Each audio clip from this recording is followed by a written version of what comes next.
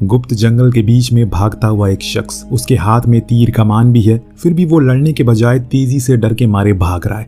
ये जंगल आम एक अनुमान जंगल तो बिल्कुल नहीं लग रहा है, क्योंकि यहाँ कभी कभी पता नहीं चलता कि दिन हो रहा है या फिर रात हो रही है। जब ये आदमी तेजी से दौड़ रहा था तो अचानक उसका पैर किसी चीज से टकरा गया और वो आंधे मुंह जमीन पर गिर पड़ा। उसके हाथ में कुछ सोने के सिक्के थे जो वहीं छटक जाते हैं। शायद उन्हें ही बचाने के लिए वो यहाँ से वहां भाग रहा है। खैर वजह क्या थी ये तो हमें आगे पता चलेगा, लेकिन इस आदमी के गिर जाने के बाद उसके साथ क्या हुआ ये हमें नहीं बताया गया, ना ही कुछ दिखाया गया। लेकिन 2 दिन बाद हम रूना को शिकार करते हुए देखते हैं। उसे जल्दी ही एक हिरन दिख जाता है जिसके पीछे उसने थोड़ी भागा दौड़ी की और फिर अंत में जाकर उसे अपने निशाने पर ले लिया। लेकिन तीर चलाने से पहले उसे अपने पिता की कही कुछ बातें याद आती है, जिसमें उन्होंने कहा था कि कभी भी किसी को बेवजह मत मारना, अगर तुम्हें जरूरत है तो उसका शिकार करना, वरना उसे जाने देना। रूना को आज भी उनकी ये बात याद है, इसीलिए वो आज तीर नहीं चलाती और उस हिरन को जाने देती है, क्योंकि आज उसके पास पहले से थोड़ा बहुत शिकार इकट्ठा था जो उसने सुबह किया था। रूना यहाँ अकेले नहीं रहती, बल्कि उसकी छोटी बहन, उसकी माँ, उसके साथ दादाजी यहाँ उसके साथ रहते हैं। पर उसके पिता अब उनके साथ नहीं रहते। दरअसल सालों पहले वो ऐसे ही शिकार पर गए थे। परिवार के हर एक सदस्य को यही लग रहा है कि हर एक दिन की तरह वो शाम को लौट आएंगे, पर वो दिन कभी नहीं आया। दादाजी का कहना है कि वो मारे जा चुके हैं, पर रूना को उसकी छोटी बहन को अभी भी यकीन है कि वो जिंदा है और वो यहीं कहीं आसपास है और वो छुप कर उन्हें देख रहे हैं। दरअसल रूना की छोटी बहन एंजल को अपने पिता से बहुत ही ज्यादा लगाव था।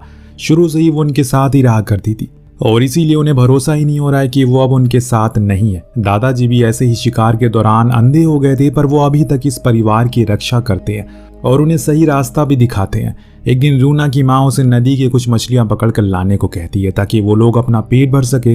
रूना ने उनकी बात मानी और चली गई। जब वो वहीं बैठी हुई नदी किनारे तो अचानक उसके सामने अंधेरा छा गया। एक निशान बार बार उसे अपनी ओर खींच रहा था, लेकिन तभी उसने देखा कि उसका पूरा परिवार खून से लथपथ उसके पास खड़ा है और उसे भी कह रहा है कि वो उनके साथ चले। यहाँ उसका कोई नहीं है। जब रूना ने उस जगह को देखा तो वो पूरी जगह किसी शमशान घाट जैसी लग रही है, क्योंकि हर तरफ सिर्फ मनुष्य के कंकाल पड़े थे। अचानक रूना की आंख खुली, पानी में गिरी पड़ी थी वो, और वो सारी मछलियां भी गिर गई थी। वो फौरन बाहर आई और घर आकर अपनी माँ को इस बारे में बताया। उन्होंने उसे डांटते हुए बोला कि तुम अब ये सब सोचना छोड़ दो, अपने परिवार पर ध्यान दो।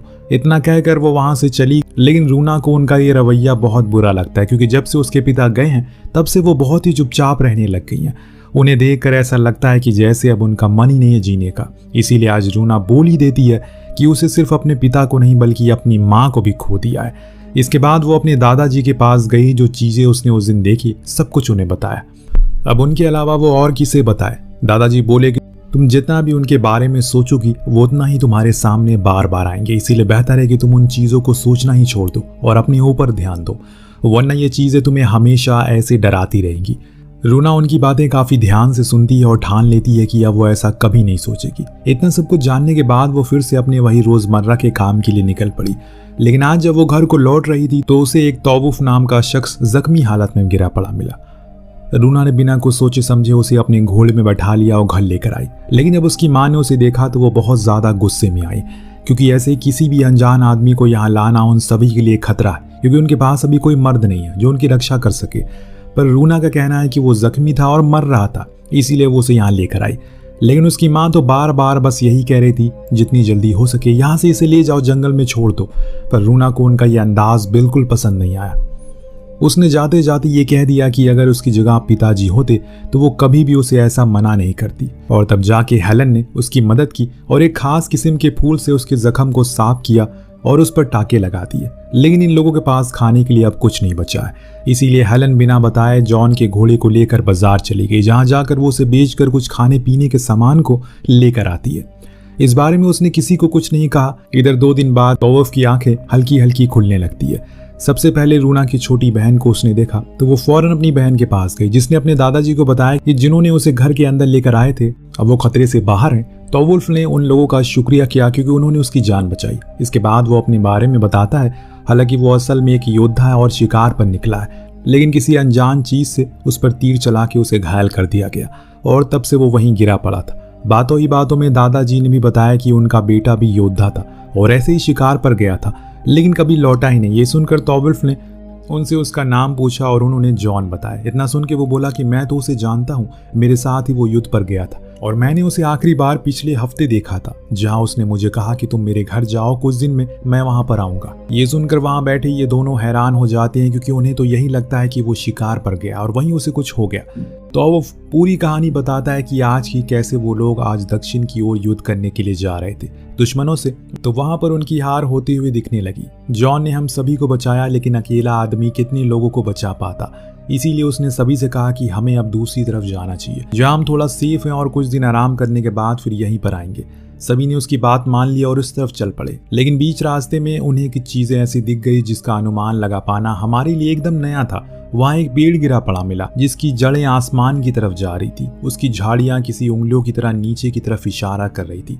जब वहां हमने देखा तो वहां ढेर सारे सोने के सिक्के पड़े थे, जिसको देखकर हर कोई हैरान था। सभी ने फौरन उस पेड़ के पास वाले इलाकों को खोदना शुरू किया। वहां सोने के सिक्कों के साथ कुछ और भी गाड़ा था। वो थी वाइकिंग्स योद्धा की लाशें, जो कभी किसी समय पर अपने साम्राज्य को बचाने के लिए यहाँ पर आए थे और कभी लौटे ही नहीं। उन्हें यहाँ सोने चांदी के साथ साथ उनके हथियार भी गड़े मिलते हैं। उनके लोगों ने साथ में एक चिन्ह भी छोड़ दिया था। ये कोई मामूली कब्रें नहीं थी, बल्कि ये सभी श्रापित थी। उसी श्राप को वश में रखने के लिए उस चिन्ह को वहां छोड़ा गया था। किसी ने उसकी बात नहीं सुनी और उस जगह को पूरा खोद डाला। बेशुमार खजाना मिला हम लोगों को और सभी ने अपने अपने हिस्से में सोने भरना शुरू कर दिया। लेकिन रात ज्यादा हो गई, इसीलिए हम लोग वहीं आज की रात रुकने का मन बनाते हैं। लेकिन अगले दिन मैंने देखा कि जॉन, जो कि सोने को लेने से इनकार कर रहा है, वो भी उसे लेने लगता है, क्योंकि उसके दिमाग में उसके गरीब परिवार था। लेकिन उसी समय कुछ लोगों की आपस में भिड़ंत हो गई, क्योंकि वो उस पूरे सोने पर अपना कब्जा जमाना चाहते थे। ये लड़ाई इतनी ज्यादा बढ़ गई कि इसमें लोगों की मौतें होने लगी। धीरे धीरे करके संख्या बढ़ने लगी और जब जॉन ने देखा कि ये चीजें रुकने वाली नहीं है, उसने मुझसे कहा कि तुम मेरे घर जाओ। यहाँ तक कि उसने मुझे रास्ता भी बताया, कहा कि तुम वहां जाकर मेरे परिवार की रक्षा करना, तब तक मैं तुम्हारे हिस्से का सोना लेकर आ जाऊंगा। मैं जब बीच रास्ते में था तो मेरे ऊपर किसी ने हमला कर दिया, जिससे मैं जख्मी हो गया। लेकिन मेरी किस्मत अच्छी थी, जॉन की बेटी ने मुझे देख लिया और मैं आप जिंदा हूँ आपके सामने। आखिर में जब बात खत्म हो गई, रूना ने पूछा कि इतना सब कुछ हो गया, लेकिन उसके पिता कहाँ रह गए। तावुल्फ बोला, मुझे नहीं पता। हैरानी है कि अभी तक वो यहाँ पर आए क्यों नहीं। अब दादाजी को तो यकीन नहीं हो रहा है अपने बेटे का सुनकर। उन्होंने उसे मरा घोषित कर दिया था, लेकिन अभी वो जिंदा है और इतना सब कुछ उनके लिए कर रहा है। तभी वहां पर हेलन आई, जिसे उसकी बातों पर हल्का सा यकीन नहीं था। इसीलिए उसने कहा कि मैं कैसे मान लूं कि तुम सच कह रहे हो सकता है कि तुम भी सोने के लिए यहाँ पर आए हो और जब वो सोना लेकर आएगा तब उसे लेकर भाग जाओगे। तावुल्फ ने कहा कि हो सकता है आपकी बात सही नहीं है, और इतना कहकर उसने गले में पहनी चीज को उतारा और कहा कि मैं थॉर की कसम खाता हूँ कि मैंने जो भी कहा मैं सच कहा। हालांकि रूना को अपने पिता को बचाने के लिए जाने वाली थी, लेकिन उसके दादाजी ने उसे रोक लिया, क्योंकि उन्हें पता है कि उनके बेटे को ये जंगल का कोना कोना पता है। धीरे धीरे करके समय बीतने लगता है। अब तावुफ इनके परिवार का हिस्सा बनने लगा है। उसकी सबसे अच्छी बातचीत होने लगी है, जिसके चलते वो हर किसी के काम में उनकी मदद करता है। जैसे कि उसने हेलन ने कहा कि वो बहुत बहादुर है, क्योंकि वो अकेले ही सब संभाल रही है। वो उसकी बात को सुनकर हंसने लगती है। उधर जब इसने देखा कि रूना तीर कमान की प्रैक्टिस कर रही है, तावुल्फ ने उसे अपना एक्स दिखाया। पूछा कि क्या वो इसे चलाना सीख सकती है, क्या वो इसे चलाना सीखना चाहती है। उसने हाँ में जवाब दिया। दोनों उसे बड़ी आराम से सीखती हैं और ऐसा करके उसके बीच काफी अच्छी दोस्ती होती है। लेकिन एक दिन कुछ बहुत अलग होता है। जब रूना की छोटी बहन घर के बाहर खेल रही थी, उसने एक शख्स इनकी तरफ आते हुए देखा, जो देखकर वो चीखने लगी। सभी उसकी चीख को सुनकर फौरन उसके पास आए और देखने लगे। उन्हें पता चला कि ये तो जॉन है, जो वापस आ चुका है। हेलन तो फौरन उसे गले से लगा लेती है, उसके चेहरे को चूमने लगती है। उसके पिता, जो उसे देख तो नहीं पाते लेकिन महसूस जरूर कर पाते हैं। और एक इंसान था जिसे कुछ ठीक नहीं लग रहा है, वो है रूना। वो अपने पिता से गले तो लगती है, लेकिन उसे उनके बर्ताव एकदम बदला बदला लग रहा है। ऐसा लग रहा है कि वो उसके पिता है ही नहीं, बल्कि उनके भेष में कोई और है। उसी रात जब रूना सो रही थी, उसे फिर से कुछ विजन आते हैं। इस बारी उसे सिर्फ अपने पिता दिखे, जिनके मुंह से लगातार खून गिरता जा रहा। आसपास की चीजें सब कुछ पहले जैसी थी। इतनी में उसकी आंख खुली और वो बिना कुछ बोले दोबारा सो गई।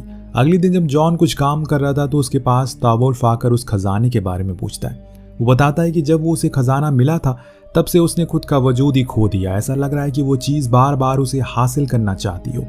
इतने में वहां पर हेलन आई और जो इन दोनों की बातें सुन रही थी। उसने तावुफ को जाने को कहा, खुद थोड़ी देर जॉन के साथ समय बिताने का सोचा। जब तावुफ रूना के पास गया तो वो भी उदास बैठी थी, क्योंकि पिछले कुछ दिनों से उसने जो कुछ भी ट्रैप लगाए थे उसमें जानवर फंस तो रहे थे, लेकिन हर बारी वो आजाद हो जा रहे थे।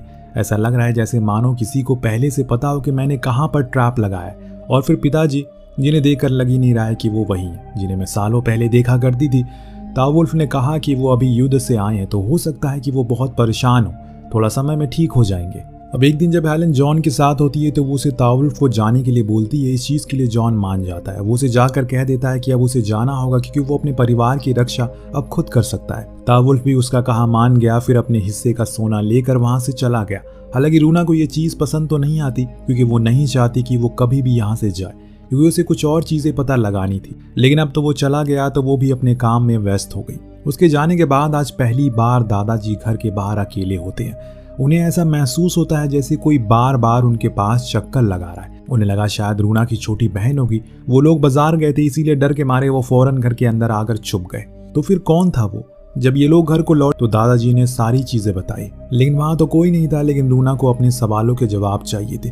वो मौका देखकर अपने पिता से बात करने के लिए चली गई और उनसे पूछ लिया कि आखिर वो ऐसा बर्ताव क्यों कर रहे हैं। जॉन बोला कि उसे लग रहा है कि उसने सोना लेकर बहुत बड़ी गलती कर दी, क्योंकि कोई चीज उसे बहुत ज्यादा परेशान कर रही है। फिर उसी रात हमने देखा कि जॉन उस सोने को लेकर उस गुप्त जंगल में चला गया। इस बारे में सुबह हेलन अपनी बेटी को बताती है, लेकिन अब तो एंजल भी कहीं दिखाई नहीं दे रही है। उसने बाहर बैठे दादाजी से पूछा आखिर वो कहाँ गई। उन्हें भी कुछ अता पता नहीं है, इसीलिए अब उसे खुद जिम्मेदारी उठाई और जंगल में गई। उधर हम एंजल को देखते हैं जो जंगल में अकेले खेल रही थी। अचानक उसे किसी की आहट सुनाई दी, जैसे कोई उसके पास ही हो। फौरन पेड़ के पीछे जा छुपी, वही मुंह दबाए बैठी रही। लेकिन अचानक उसे किसी ने पीछे से पकड़ लिया। दरअसल ये तावुफ था जो उसे बताता है कि हमारे ऊपर वाइकिंग्स ने हमला किया है। ये उसे लेकर वहां से भागना शुरू करते हैं, लेकिन उनकी तादाद ज्यादा थी, वो ज्यादा ताकतवर थे। उनमें से एक को तो रूना तीर से गिरा देती है। फिर ये लोग फौरन घर की ओर आए। जब हेलन ने इनकी हालत को देखा तो वो डर गई। अचानक क्या हो गया? तावुफ ने बताया वो जाग चुकी हैं क्योंकि हमने उनकी कब्रें खोद दी है और अब वो अपने हिस्से का सोना लेने के लिए वापस आ रहे हैं। हमने बहुत बड़ी गलती कर दी। जॉन तो सारा सोना लेकर चला गया, मैंने भी अपना सोना उसी जगह पर रख दिया, तो फिर ये किस चीज को लेने के लिए आ रहे हैं? और इसी दौरान हमें एक फ्लैशबैक दिखाया जाता है जब जॉन ने एंजल को एक सोने की बिंदी दी थी जिसको उसने लॉकेट बनाकर गले में पहना था। जब इस बारे में रूना को पता लगा उसने उससे कहा कि इसे हमेशा अपने पास रखना क्योंकि ये पिताजी की निशानी है। इस बात को सोच सोच के एंजल ने एक ऐसा कदम उठा लिया जो शायद उसे नहीं करना चाहिए था। दरअसल उसने उस सोने की बिंदी को निगल, वो भी किसी को बिना बताए। अभी तक किसी को इस बारे में पता नहीं है, इसीलिए रूना कहती है कि हमें लड़ना चाहिए, लेकिन ताल्लुफ मना करता है क्योंकि वो बहुत ताकतवर हैं, उनके पास शक्तियां हैं जिससे वो हमेशा के लिए अमर है। इसीलिए हमें दिमाग से काम लेना होगा। इस वजह से ये लोग यहाँ से भागने लगते हैं, लेकिन वो सभी इनका पीछे लग गए। इतनी आसानी से वो उन्हें जाने तो नहीं देंगे। दरअसल वाइकिंग अक्सर कुछ ऐसे सोल्जर को एक खास किस्म की मौत देते हैं जिसे वो अगर उनका साम्राज्य कभी खत्म हो जाए तो उसके बाद उसके हिस्से के सोने या फिर किसी भी अन्य चीजों को भी हासिल ना कर सके। लेकिन इन लोगों ने यही गलती कर दी। जब एक जगह पर ये रुके तो रूना ने अपनी छोटी बहन से पूछा वो बिंदी कहाँ है। अब इन लोगों को बातें करते हुए देख इनकी माँ देख लेती है। वो हैरान थी, एक सोने का टुकड़ा उसकी बेटी के पास है जिसकी वजह से ये सभी उसका पीछे आ रहे हैं। लेकिन इससे ज्यादा दंग तो तब हुए जब ये दोनों को पता चला कि एंजल उस बिंदी को अंदर निगल चुकी है।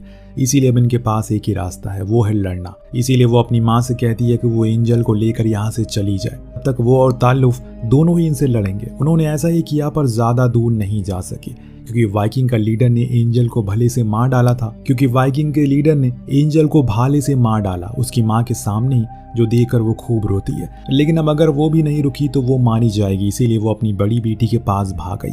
ये तीनों एक पत्थर के पीछे छुप जाते हैं जहां से इन्हें सामने से आता एक वाइकिंग दिखाई देता है। पर असल में ये तो जॉन था जो पूरी तरह से उनके वश में था। उसकी आंखें सफेद हो चुकी है और कुछ ऐसा ही रूना अपने सपनों में देखा करती थी अपने पिता को।